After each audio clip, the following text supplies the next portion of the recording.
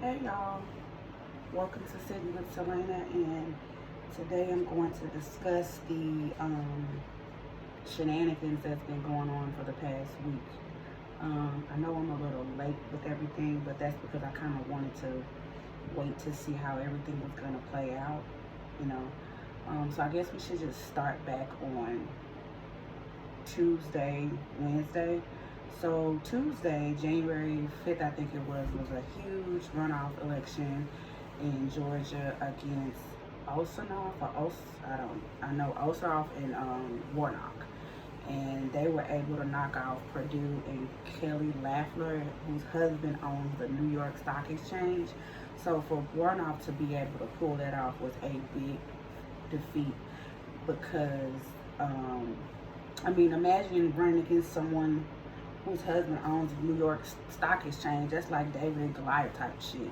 You don't think that you can pull it off. Although he technically won in November, but the way Georgia runoff races were set up was to always keep black people oppressed and never put them in a position of power. That's why they had the runoffs the way they were, because they figured that people would vote in the big elections, but they would never come back to vote in the runoff elections. Also, between November and January, to give them time to run smear campaigns like they did on Warnoff, and just give them time back in the day to lynch or whatever they want to do, to keep people from voting keep people from participating and or being elected in the runoff. So, congratulations to Osanoff, I know I'm jacking his name up, and Warnoff for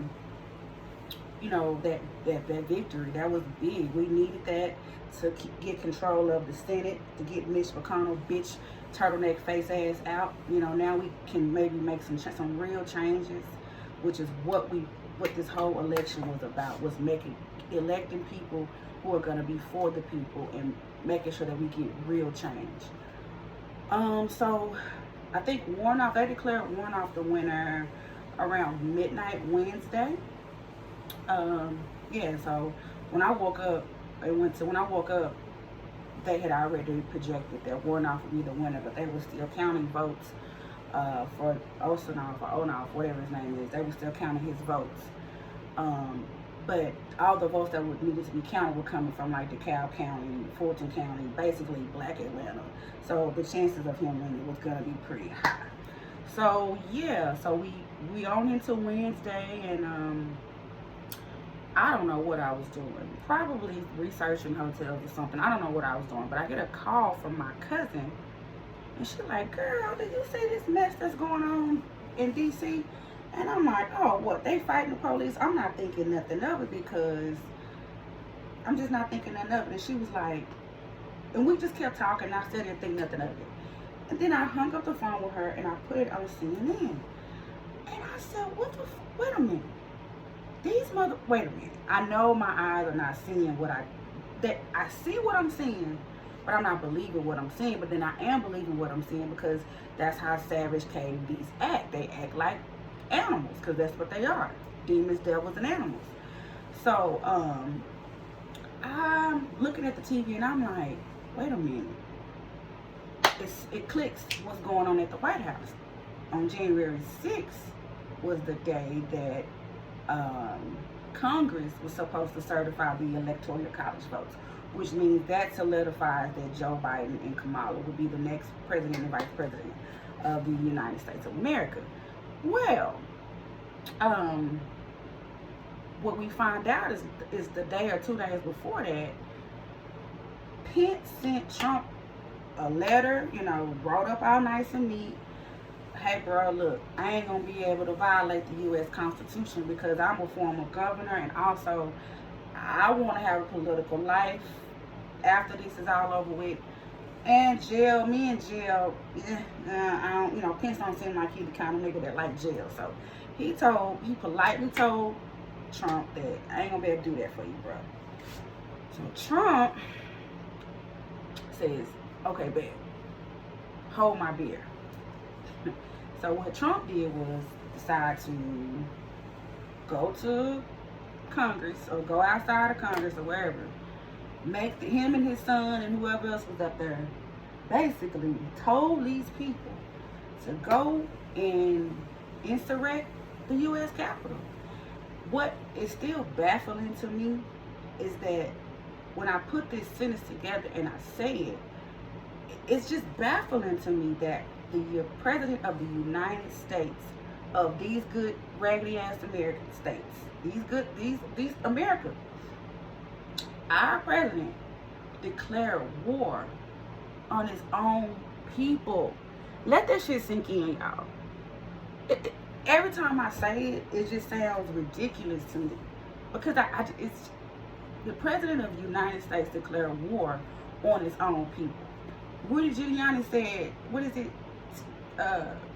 War by something, whatever he said. That's basically declaring war. Yeah, war by combat, or whatever he said. Trial by combat. That means war against the United States. They declare war. So they flip over to the Congress, and these folks, or the police, are letting these clowns in. Like, they got video of the police moving the barricades. They got video of police taking selfies with motherfuckers.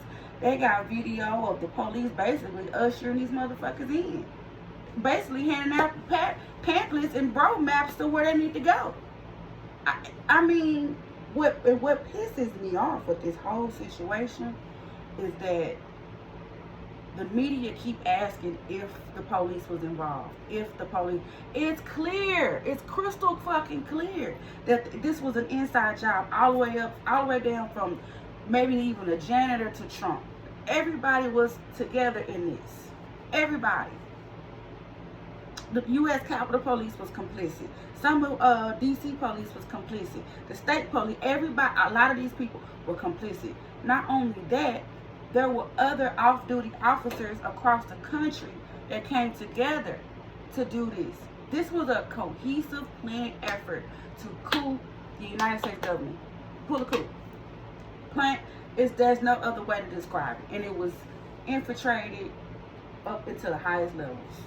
And they keep gaslighting us, asking us dumbass questions that our eyes can see. Stop doing that. You know goddamn well these police. This shit had been planned a while ago. When Trump told the Proud Boys to stand back and stand by, that was cold whistle. Why didn't Twitter take his damn shit then? Let's go on to that.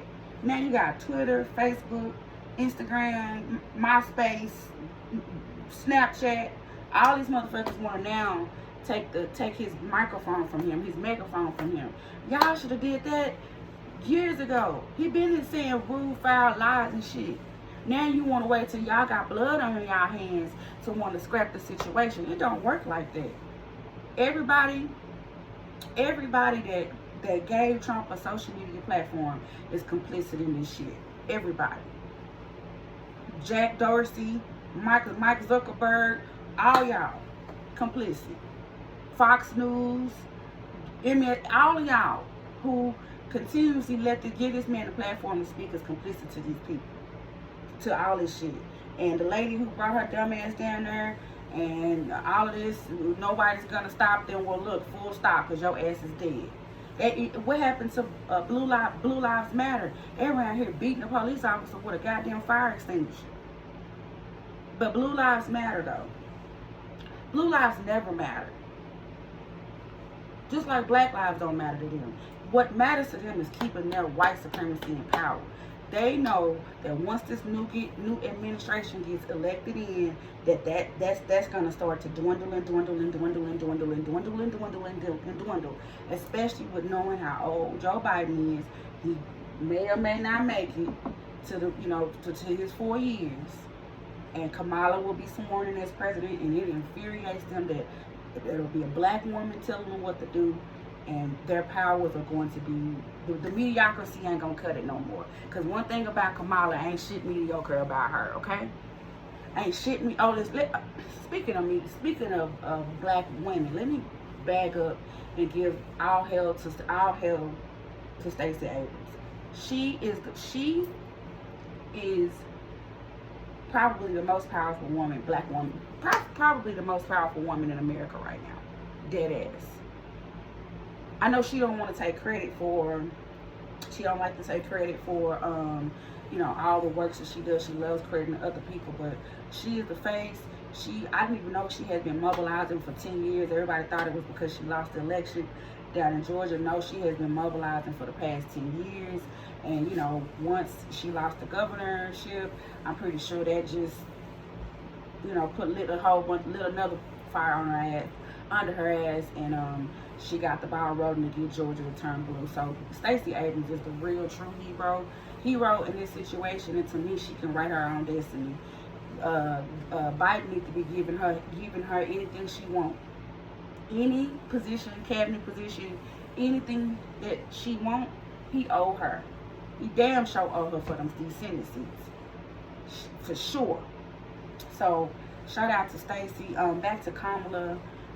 Yeah, they don't want no black woman to be in charge. They don't want Biden to be in charge. They don't want to lose their white supremacy and their mediocrity. See, they're mediocre, they're mediocre, but they're also supremacists. So they don't want to lose that. It's scary for them that they got to actually compete for things and earn things, work hard for things, and go to school for things, and not just everything handed down to you and things. It scares them. It's very scary when you realize that you really ain't really all that you claim to be. And you know internally that black people are better. You know, they know this in their heart. That's what makes them so scared.